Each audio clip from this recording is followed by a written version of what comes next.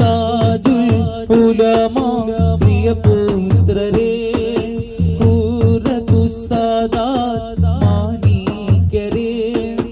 ಜಗದ ಮುಕ್ಕು ಮೂಲೆಯಲ್ಲೂ ಕಣ್ಣೀರ ಹನಿಗಡಲು ದೂರ ತಂಗಲ್ ಯಾತ್ರೆಯಾದರು